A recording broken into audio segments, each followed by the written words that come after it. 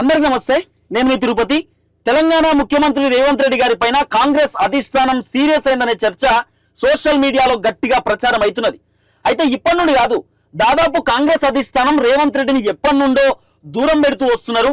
రేవంత్ రెడ్డిని కొంత పక్కన పెట్టేటటువంటి కార్యక్రమం చేస్తున్నారు అనేది ప్రధానంగా వినబడుతున్నటువంటి చర్చ. అయితే మొన్న రాహుల్ గాంధీ బీసీకి సంబంధించినటువంటి మీటింగ్ వచ్చిండు. కులగణనకు సంబంధించినటువంటి వ్యవహారంలో తెలంగాణ రాష్ట్రంలో మీటింగ్ పెట్టినటువంటి నేపథ్యంలో రాహుల్ గాంధీతో రేవంత్ రెడ్డి కొద్దిగా క్లోజ్గా ఉండేటువంటి నేపథ్యంలో రాహుల్ గాంధీతో రేవంత్ రెడ్డి మాట్లాడడానికి పోయినప్పుడు క్లోజ్గా ఉండేటటువంటి నేపథ్యంలో కూడా రాహుల్ గాంధీ కొంచెం దూరం పెట్టేటటువంటి ప్రయత్నం చేసిండు. పెద్దగా రాహుల్ గాంధీ రేవంత్ రెడ్డితో డిస్కస్ చేసినటువంటి సిచ్యువేషన్స్ కూడా మనం చూడలే. రేవంత్ రెడ్డి ఏదో రాహుల్ గాంధీతో మాట్లాడడానికి పోయినా కూడా రాహుల్ గాంధీ పెద్దగా పట్టించుకోలే. ఆఖరికి అందరు ఎమ్మెల్యేలు, ఎంపీలు, మంత్రులు, ఎమ్మెల్సీలు అందరు లైన్లో నిల్చొని రాహుల్ గాంధీ ఇంట్రడ్యూస్ చేసుకుంటుంటే, అంటే వాళ్ళని వాళ్ళు ఇంట్రడ్యూస్ చేసుకుంటారు కదా ఎమ్మెల్యేలు గిట్లా, సార్ నేను సో అండ్ సో, ఇవి నేను మంత్రిని, నేను ఎమ్మెల్యేని అని చెప్పి రాహుల్ గాంధీతో నమస్తే సార్ అని చెప్తారు కదా. అప్పుడు రేవంత్ రెడ్డి వచ్చి ఒక్కొక్కరు ఇంట్రడ్యూస్ చేస్తున్నటువంటి నేపథ్యంలో అక్కడ మెదక్ ఎమ్మెల్యే మైనంపల్లి రోహిత్ ఉన్నాడు. మైనంపల్లి రోహిత్ని ఇట్లా రేవంత్ రెడ్డి గుంజుకొని వచ్చి ఇగో రాహుల్ గాంధీ సార్కి పరిచయం చేపిద్దాం అనుకునే మూమెంట్ లోనే అసలు రేవంత్ రెడ్డిని పట్టించుకోకుండా వెళ్ళిపోయాడు. అంటే ఇక్కడే అర్థమైపోతుంది. దాదాపు ఇంకోటి ఏంటంటే, రేవంత్ రెడ్డి సారు కాంగ్రెస్ పార్టీ అధికారంలోకి వచ్చిన దగ్గర నుండి ఇప్పటి దాకా దాదాపు ఢిల్లీకి ఆయన ఒక 20 నుండి 23 సార్లు పోయిండు. దగ్గర 25 సార్లు పోయినట్టున్నాడు. 25 సార్ల ముఖ్యమంత్రి రేవంత్ రెడ్డి ఢిల్లీ అధిష్టానం దగ్గరికి పోతే రాహుల్ గాంధీ కలిసింది కేవలం 2-3 సార్లేనట. 2-3 సార్లు మాత్రమే కలిసిందట. మల్లికార్జున ఖర్గే దాదాపు ఒక 5 నుండి 6 సార్లు మాత్రమే కలిసిందట. మిగతా మొత్తం కాంగ్రెస్ కి సంబంధించినటువంటి నేతలు ఉంటారు కదా, రాహుల్ గాంధీ కిందనో లేకపోతే మల్లికార్జున ఖర్గే కింద కొంతమంది సీనియర్ లీడర్లు ఉంటారు కదా, వాళ్ళనే కలిసి వచ్చేదట రేవంత్ రెడ్డి సారు. అంటే పెద్దగా రేవంత్ రెడ్డి సారు రాహుల్ గాంధీతో కలవలేకపోయిండు, మాట్లాడలేకపోయిండు. ఇవన్నీ కూడా మనం చూసినాం.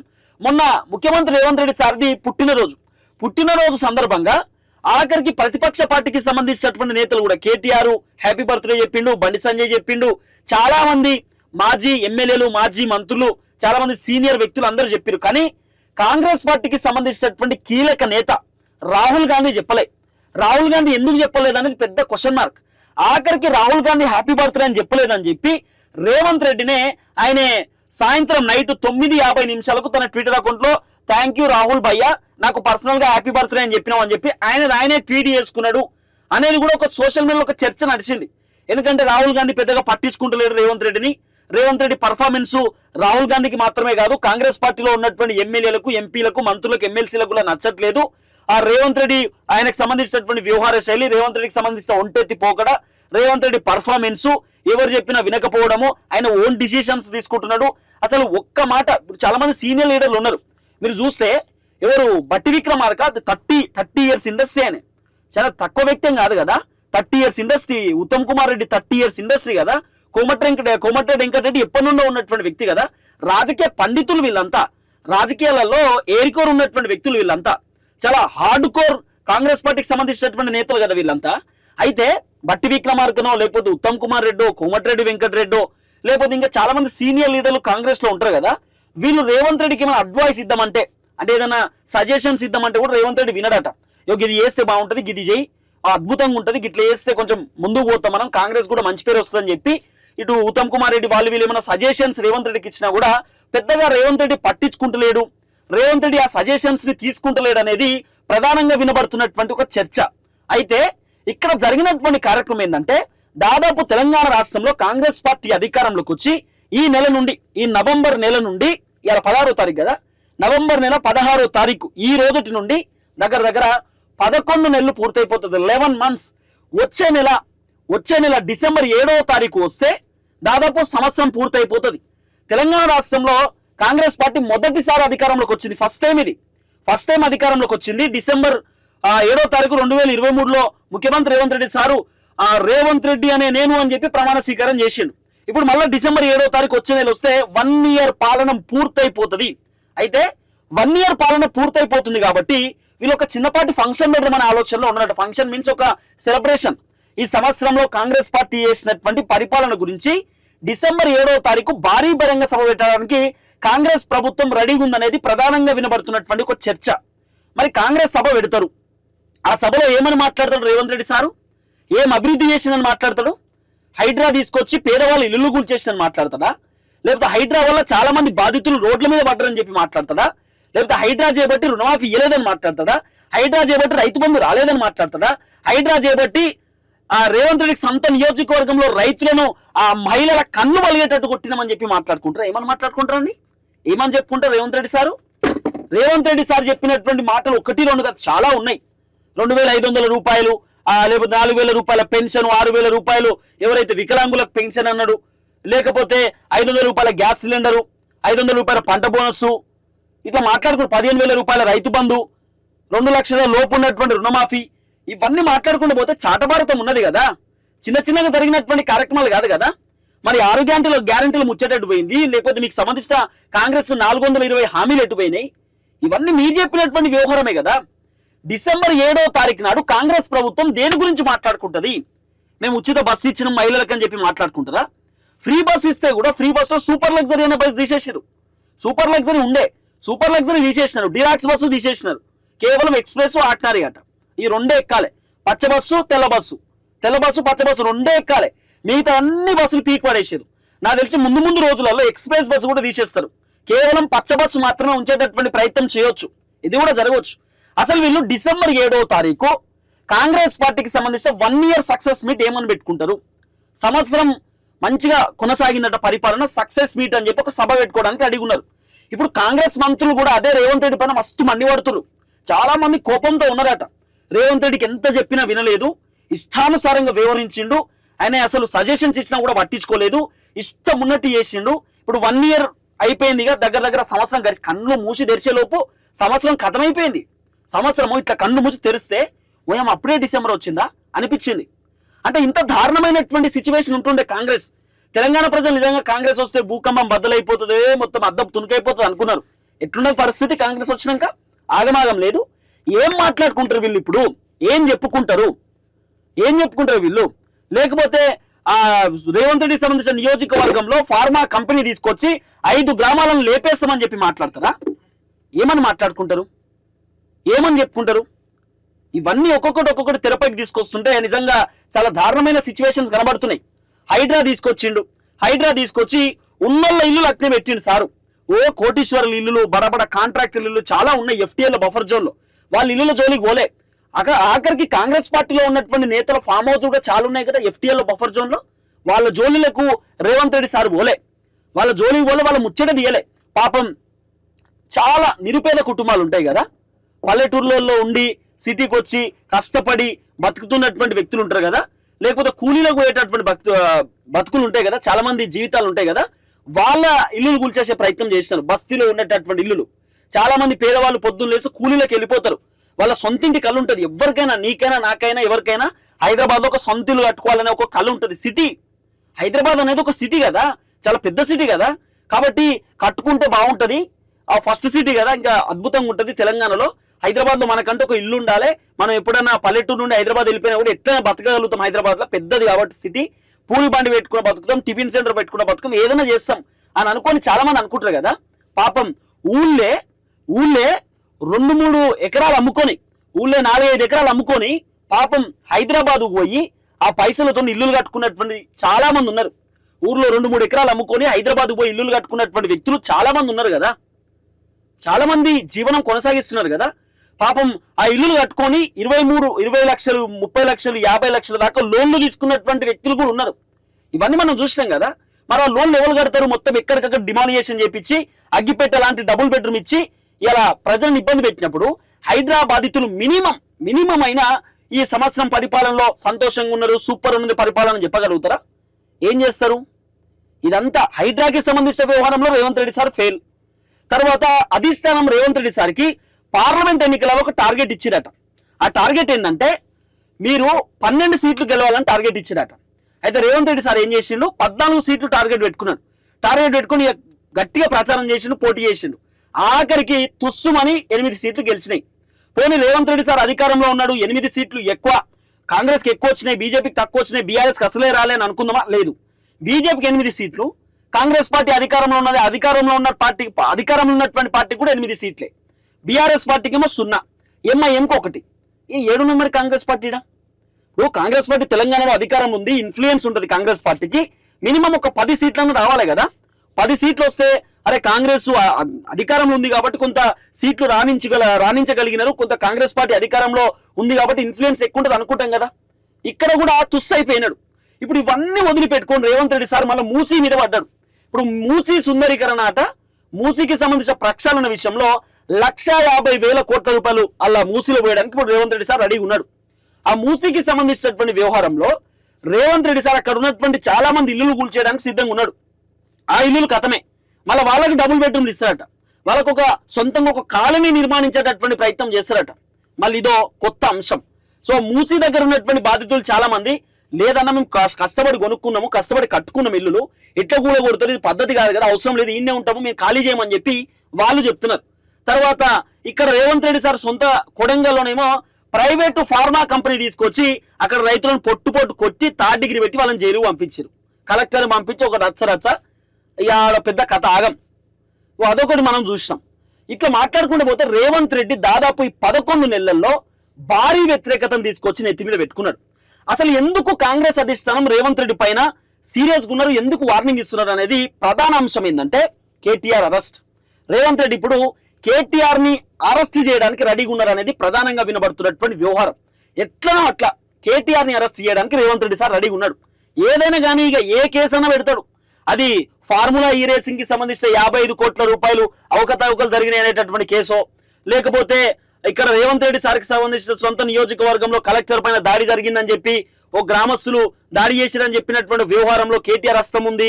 అక్కడ ఉన్నటువంటి మాజీ ఎమ్మెల్యే ఎవరు నరేందర్ ఉన్నాడు, పట్నం నరేందర్ రెడ్డి అనేటటువంటి పేరు. ఇవన్నీ అంశాల పైన ఈ కేసుని బేస్ చేసుకుని కూడా కేటీఆర్ ని తీసుకుపోయి చెర్లపల్లి జైల్లో దాదాపు 3 నెలలు జైల్లో పెడదామనేటటువంటి ఆలోచనలో కాంగ్రెస్ ఉన్నది. అయితే మంత్రులకు అది నచ్చలేదు, కాంగ్రెస్ మంత్రులకు అసలు 80% నచ్చలేదు. ఎందుకు నచ్చలేదు చెప్పనా? ఆల్రెడీ జరిగినటువంటి పరిణామం చెప్తా.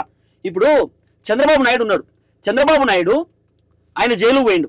పవన్ కళ్యాణ్ నడి రోడ్డు మీద పోలీసులు అడ్డుకుంటే పవన్ కళ్యాణ్ రోడ్డు మీద పడుకున్నాడు. అక్కడ పవన్ కళ్యాణ్ సార్కి మంచి పేరు వచ్చింది, సానుభూతి వచ్చింది, మంచి పట్టు వచ్చింది అక్కడ. అరే పవన్ కళ్యాణ్ ఇంత పెద్ద స్టార్ వర్డ్, ఇంత పెద్ద హీరో, ఆయన డబ్బులు ఆయనది కాదని చెప్పి సొంత ప్రజల కోసం కష్టపడుతున్నాడు, ప్రజల కోసం పోరాటం చేస్తున్నాడు, ప్రజల కోసం గట్టిగా మాట్లాడుతున్నాడు, ప్రభుత్వాన్ని క్వశ్చన్ చేస్తున్నాడు. అలాంటి వ్యక్తిని ఈ రోజు రోడ్డు మీద పడుకునేటటువంటి పరిస్థితి. అబ్బా జగన్ నియంత అని చెప్పి పాపం పబ్లిక్ కోసం ఆయన పోరాటం చేస్తున్నటువంటి వ్యక్తిని నడు రోడ్డు మీద అడ్డుకున్నారు, నడి రోడ్డు మీద పడుకునేటటువంటి పరిస్థితి వచ్చింది ఈ రోజు పవన్ కళ్యాణ్ గారు అని చెప్పి చాలా మంది జనాలు అక్కడ జగన్మోహన్ రెడ్డి పైన వ్యతిరేకంగా మారినారు. తర్వాత పాపం చంద్రబాబు నాయుడిని ఆయన స్కిల్ డెవలప్మెంట్ స్కామ్ అనేటటువంటి పేరుతోటి తీసుకుపోయి జైల్లో పెట్టిండు. పబ్లిక్ ఏమనుకున్నారు, 75 సంవత్సరాలు ఉన్నటువంటి వ్యక్తి, పెద్ద మనిషి, పాపం ఆయన తీసుకుపోయి జైల్లో ఈ రోజు బంధించారు, జైల్లో ఇబ్బంది పడతా ఉన్నాడు, జైల్లో ఫుడ్ కూడా సరిగ్గా పెడతలేరట, పాపం ఆయనకు పరుపు కూడా లేదట, అంత పెద్ద మనిషి ఇన్నిసార్లు ముఖ్యమంత్రిగా ఉన్నాడు, ఒక పరుపు లేదట, ఒక ఫ్యాన్ లేదట, ఇంత చిత్రహింసలు పెడతారా, ఇంత ఘోరమా అని చెప్పి చాలా మంది జనాలు ఇటు జగన్మోహన్ రెడ్డి పైన వ్యతిరేకంగా మారారు. ఎందుకు? ఆంధ్రప్రదేశ్ లో వైసీపీ ఓడిపోవడానికి గల కారణం ఎందుకు వచ్చింది తెలుసా? ఒకటి, పవన్ కళ్యాణ్ ని నానా రకాలుగా జగన్మోహన్ రెడ్డి ఇబ్బంది పెట్టడం, ఎయిర్పోర్ట్ పోతుంటే అడ్డుకోవడము, ఆయన కార్లు తిరుగుతుంటే అడ్డుకోవడము, కావాలని చెప్పి ప్రివెంటివ్ అరెస్టులు చేయడము, రోడ్డు మీద అరెస్ట్ చేసి పోలీస్ వెహికల్లో తీసుకుపోవడం, ఇవన్నీ కూడా జగన్మోహన్ రెడ్డికి పెద్దగా వ్యతిరేకంగా మారింది. తర్వాత చంద్రబాబు నాయుడిని ఎప్పుడైతే తీసుకుపోయి జైల్లో పెట్టినారో మొత్తం సీన్ రివర్స్ అయిపోయింది, సీన్ మొత్తం చేంజ్ అయిపోయింది, కంప్లీట్ గా చేంజ్ అయిపోయింది. అప్పుడు జగన్మోహన్ రెడ్డి పైన వ్యతిరేకత వచ్చి ఆంధ్రప్రదేశ్ లో కూటమి ఏర్పడేటటువంటి కార్యక్రమం వచ్చింది. మొత్తం జగన్మోహన్ రెడ్డి ఫెయిలియర్ కి కారణం జగన్మోహన్ రెడ్డి వీళ్ళని అరెస్ట్ చేయడమే. ఇదే జగన్మోహన్ రెడ్డి సరే వీళ్ళ పనేదో వీళ్ళు చేసుకుంటారు కదా, మనం సైలెన్స్ ఉందామని చెప్పి మూసుకొని సైలెన్స్ ఉంటే ఇవన్నీ కథ కాకపోతుండే కదా, ఇవన్నీ ఓటమి పాలు కాకపోతుండే కదా. 11 సీట్లు వచ్చిన జగన్మోహన్ రెడ్డికి అక్కడ ఆంధ్రాలో ఇంత దారుణమైనటువంటి సిచ్యువేషన్ ఉంది. అయితే తెలంగాణలో కేసీఆర్ చేసేటటువంటి తప్పు కూడా అదే. కేసీఆర్ ఏం చేసిండు, బండి సంజయ్ని నానా రకాలుగా ఆయన కేసులలో ఇరికించి పేపర్ లీక్ చేసిండు, దాన్ని ఇది చేసిండు, అది చేసిండు అని చెప్పి బండి సంజయ్కి సంబంధించినటువంటి భారతీయ జనతా పార్టీ ఆఫీసు గోడలు బద్దలు కొట్టి, మొత్తం ఉన్నటువంటి తలుపులు బద్దలు కొట్టి బండి సంజయ్ని తీసుకుపోయి జైల్లో పెట్టే కార్యక్రమం చేసిరు, పోలీస్ స్టేషన్లో తీసుకుపోయారు, పోలీసులు కొట్టిర్రు. ఇవన్నీ మనం చూసినాం కదా. బండి సంజయ్ని కూడా ఇబ్బంది పెట్టిండు కేసీఆర్. తర్వాత రేవంత్ రెడ్డిని బెడ్రూమ్ లోపలికి పోయి అరెస్ట్ చేసినారు. రేవంత్ రెడ్డి కేటీఆర్ ఫామ్ హౌస్ పైన డ్రోన్ ఎగిరేసిందని చెప్పి పాపం రేవంత్ రెడ్డిని కూడా తీసుకుపోయి జైల్లో పెట్టినారు. తర్వాత ప్రశ్నించేటటువంటి గొంతుకలను తీసుకుపోయి నానా రకాలుగా వేధించారు. ఎవరు? తొలివేలు రగన్న పండు కొనుక్కుంటున్న ఆయన తీసుకుపోయి లోపలి పెట్టినారు, తీన్మార్ మల్లన్నను 100 రోజులు జైల్లో పెట్టినారు. ఇట్లా మాట్లాడుకుంటూ పోతే కేసీఆర్ చేసిన కూడా చాలా తప్పులే. కేసీఆర్ చేసినటువంటి తప్పుల పైన కూడా ప్రజలు వ్యతిరేకంగా మారినారు. కేసీఆర్ నియంత, కేసీఆర్ చాలా మంది ఇబ్బంది పెట్టిండు, అడ్డగోలి అరెస్టులు చేస్తున్నాడు, ఈయన 10 సంవత్సరాలు అరాచకం చేసిండు, ఇక వద్దు మాకని చెప్పి కేసీఆర్ పైన వ్యతిరేకత మొత్తం కాంగ్రెస్ కి ఫేవర్ గా మారింది. ఇప్పుడు రేవంత్ రెడ్డి చేస్తున్నటువంటి తప్పు కూడా అదే. రేవంత్ రెడ్డి ఏం చేస్తున్నాడు, ఇప్పుడు కేటీఆర్ ని అరెస్ట్ చేయడానికి అడిగి ఉన్నాడు. ఈ కేటీఆర్ అరెస్ట్ అనేటటువంటి విషయం అధిష్టానానికి కొంత నచ్చట్లేదు అనేది ప్రధానంగా వినబడుతున్నటువంటి ఒక చర్చ. అయితే రేవంత్ రెడ్డి ఆయనే ఏమంటారు, ఇప్పుడు కోపం లేకపోతే పగ అంటారు కదా, పగని ఏమంటారు కూడా నాకు తెలియదు. రేవంత్ రెడ్డి పగ తీర్చుకోవడానికి, అంటే కేటీఆర్ పైన రేవంత్ రెడ్డికి చిన్న పగ ఉన్నది. ఎందుకు, గతంలో నన్ను కూడా తీసుకుపోయి జైల్లో పెట్టినారు కదా, ఇప్పుడు నేను కూడా నిన్ను తీసుకుపోయి జైల్లో పెడతా, నేను ఖచ్చితంగా నిన్ను తీసుకుపోయి జైలు, నా సత్తా ఏందో నీకు చూపిస్తా, నేను ముఖ్యమంత్రి కాననుకున్నావు, నా సంగతి నీకు చూపిస్తా అనేటటువంటి తరహాలో రేవంత్ రెడ్డి వ్యవహారం కనబడుతుంది అనేది కొంత సోషల్ మీడియాలో నడుస్తున్నటువంటి ఒక చర్చ. అంటే ఈ పగ తీర్చుకునేదో అంటారు కదా, దాన్ని తెలుగులో ఏదో అంటారు, అంటే నువ్వు నన్ను ఇబ్బంది పెట్టినావు, నేను ఇబ్బంది పెడతా, నేను ఇక నువ్వు నన్ను ఎట్లయితే జైల్లో పెట్టినావు నేను కూడా జైల్లో పెడతా, నువ్వు నన్ను ఎట్లయితే పోలీసులను తీసుకుపోయి హౌస్ అరెస్ట్ చేపించినావు, ఎట్లయితే ఇబ్బంది పెట్టావు నేను కూడా అట్లా ఇబ్బంది పెడతా, అంటే వంతుకు వంతు అని చెప్తారు కదా, నువ్వు నా మీద తీర్చుకున్నావు నేను నీ మీద తీర్చుకుంటా అనేటటువంటి ఒక ఒపీనియన్ తోటి రేవంత్ రెడ్డి వ్యవహారం కనబడుతున్నది అనేది ప్రధానంగా నడుస్తున్నటువంటి ఒక చర్చ. అయితే రేవంత్ రెడ్డి పర్ఫార్మెన్స్ వల్ల, రేవంత్ రెడ్డి డిసిషన్స్ వల్ల కాంగ్రెస్ లో కొంత ఇబ్బంది అవుతున్నది, కాంగ్రెస్ పార్టీకి కొంత చెడ్డ పేరు వస్తున్నది, ప్రభుత్వానికి చెడ్డ పేరు వస్తున్నది అనేది కాంగ్రెస్ లో ఉన్నటువంటి కొంతమంది నేతల ఒపీనియన్ అనేది కూడా చాలా మంది రాజకీయ విశ్లేషకులు మాట్లాడుతూ ముందుకు వస్తున్నారు. అయితే రేవంత్ రెడ్డి త్వరలో కేటీఆర్ ని అరెస్ట్ చేయబోతున్నాడట. అయితే ఈ కేటీఆర్ ని అరెస్ట్ చేయడం వల్ల కాంగ్రెస్ కి లాభం ఏందనేది అధిష్టానం క్వశ్చన్, కాంగ్రెస్ పార్టీకి సంబంధించినటువంటి సీనియర్ లీడర్ల క్వశ్చన్. ఇప్పుడు కేటీఆర్ ని అరెస్ట్ చేస్తే కాంగ్రెస్ కు వచ్చేటటువంటి లాభం ఏమున్నది? ఇప్పుడు ఆల్రెడీ వచ్చేసారి జిహెచ్ఎంసీ ఎలక్షన్స్ ఉన్నాయి, తర్వాత గ్రామ పంచాయతీ ఎన్నికలు ఉన్నాయి, తర్వాత ఎమ్మెల్సీ ఎన్నికలు ఉన్నాయి, ఈ 3 ఎన్నికలు ఉన్నాయి. ఈ 3 ఎన్నికల ముందు కేటీఆర్ ని అరెస్ట్ చేస్తే కాంగ్రెస్ పార్టీకి ఓట్లు పడతాయా, ఓట్లు తగ్గుతాయా? ఇప్పుడు ఇది ఫస్ట్ ఆలోచించేది ఇదే అధిష్టానం కూడా. ఎందుకంటే అధిష్టానం గతంలోనే పార్లమెంట్ ఎన్నికలలో టార్గెట్ పెడితే ఖతమైపోయినారు. ఇప్పుడు మళ్ళీ జిహెచ్ఎంసీ ఎలక్షన్స్ వస్తున్నాయి. అయితే కేసీఆర్ ఏమన్నాడు తెలుసా, కేటీఆర్ కి నువ్వు అరెస్ట్గా ఏమనుంటే నేను చూసుకుంటా, నువ్వైతే అరెస్ట్ అయిపో, ఏమనుంటే తర్వాత మాట్లాడుకుందాం అని చెప్పి కేటీఆర్ తో చెప్పిండు అనేది ప్రధానంగా నడుస్తున్న వ్యవహారం. అందుకే కేటీఆర్ ఈ మధ్యకాలంలో రివర్స్ అటాక్ చేస్తున్నాడు. రేవంత్ రెడ్డి నీకు దమ్ముంటే నన్ను అరెస్ట్ చేయి, తీసుకుపోయి లోపల పెట్టు, నువ్వా నేనా తేల్చుకుందాం చూసుకుందాం అని చెప్పి కేటీఆర్ రివర్స్ అటాక్ కి దిగిండు. అంటే కేటీఆర్ రివర్స్ అటాక్ చేస్తున్నాడు అంటే రేవంత్ రెడ్డి పైన ఒక మాస్టర్ ప్లాన్ తో ఉన్నారు కేటీఆర్ అనేది కూడా కొంత వినబడుతున్నటువంటి వ్యవహారం. అయితే కేటీఆర్ ని అరెస్ట్ చేస్తే ఖచ్చితంగా బీఆర్ఎస్ పార్టీ పైన ప్రజలు కొంత సానుభూతి చూపిస్తారు, కేటీఆర్ పైన సానుభూతి పెరుగుతుంది, బీఆర్ఎస్ పార్టీకి ప్రజలు ఫేవర్ గా పోతారనేది కొంత సోషల్ మీడియాలో కూడా ప్రచారం అవుతున్నది. ఎందుకు ఫేవర్ గా పోతారంటే వీళ్ళు ఏమని ప్రచారం చేసుకుంటారు తెలుసా, బీఆర్ఎస్ పార్టీ వాళ్ళు, ఇగో ఫార్మా కంపెనీ వాడు వచ్చి రైతుల భూములు గుంజుకుందామంటే కేటీఆర్ రైతుల కోసం పోరాటం చేసినందుకు, రైతుల కోసం ప్రశ్నించినందుకు కేటీఆర్ ని తీసుకుపోయి జైల్లో పెట్టినారని బీఆర్ఎస్ వాళ్ళు ప్రచారం చేసుకుంటారు. తర్వాత రైతు బంధు రాలే, రుణమాఫీ కాలేదని చెప్పి కేటీఆర్ ప్రశ్నించినందుకు తీసుకుపోయి కేటీఆర్ ని జైల్లో పెట్టిర్రు అని చెప్పి ఇట్లా ప్రచారం చేసుకుంటారు. తర్వాత 6 గ్యారెంటీలు ఎవ్వి 7 ఉన్నాయని చెప్పి అడిగినందుకు కేటీఆర్ ని తీసుకుపోయి జైల్లో పెట్టినారని చెప్పి బీఆర్ఎస్ వాళ్ళు ఇట్లా ప్రచారం చేసుకుంటారు. మొత్తం ఏంటంటే ప్రజల సమస్యల పైన కేటీఆర్ క్వశ్చన్ చేసిండు, ప్రభుత్వాన్ని ప్రశ్నించినందుకు, రేవంత్ రెడ్డిని ప్రశ్నించినందుకు, ఈ అధికార పార్టీని ప్రతిపక్షంలో ఉన్నటువంటి కేటీఆర్ క్వశ్చన్ చేసినందుకు కేటీఆర్ ని తీసుకుపోయి జైల్లో పెట్టినారు. ఎందుకు పెట్టిరు జైల్లో, ఏం తప్పు చేసింది కేటీఆర్ అని చెప్పి సర్క్యులేట్ చేసుకుంటారు. సో బీఆర్ఎస్ చేసేటటువంటి కత్తి ఇదే. కేటీఆర్ ఎప్పుడు జైలుకు పోతే వీళ్ళు అప్పుడు ప్రచారం చేయడానికి అడిగి, అంటే గింత పెద్ద మనిషి కేటీఆర్, హైదరాబాద్ డెవలప్ చేసిండు, కేసీఆర్ కొడుకు, ప్రజల కోసం మాట్లాడినటువంటి వ్యక్తిని తీసుకుపోయి జైల్లో పెట్టిరని ఒక సానుభూతి డ్రామా క్రియేట్ చేద్దామనే ఆలోచనలో బీఆర్ఎస్ ఉంది అనేది ప్రధానంగా వినబడుతున్నటువంటి వ్యవహారం. ఇంకోటి ఏంటంటే కేటీఆర్ ఒక ప్లాన్ తో ఉన్నాడట. చాలా మంది జైలుకు పోయినటువంటి వ్యక్తులందరూ ముఖ్యమంత్రులు అయ్యారు, నేను కూడా జైలు పోయి నేను కూడా ముఖ్యమంత్రి అయితే నేనన్న అయితే మా చెల్లెన్న అవుతుంది. రేపు రోజు బీఆర్ఎస్ అధికారంలోకి వస్తే డిప్యూటీ ముఖ్యమంత్రి కవిత, ముఖ్యమంత్రి కేటీఆర్, ఇక వీళ్ళే నడిపించేటటువంటి సిచ్యువేషన్స్ కూడా ఉండొచ్చు అనేది ప్రధానంగా వినబడుతున్నటువంటి ఒక వ్యవహారం. అయితే కేటీఆర్ ని ముందు పెడుతుండు కేసీఆర్, నువ్వు అరెస్ట్ గా ఏమన్నా ఉంటే చూసుకుందాం తర్వాత మాట్లాడతా అని చెప్పి ఏదో ప్రీ ప్లాన్ తోటి కేసీఆర్ ఉన్నాడు అనేది అయితే వినబడుతున్నది. ఒకవేళ కేటీఆర్ అరెస్ట్ అయిన తర్వాత ఒక 3 నెలలు జైలు ఉన్నాడు అనుకో, ఈ 3 నెలలు జైలు ఉంటే దాదాపు డిసెంబర్ అయిపోయిన తర్వాత ఇప్పుడు త్వరలో గ్రామ పంచాయతీ ఎలక్షన్స్ రాబోతున్నాయి.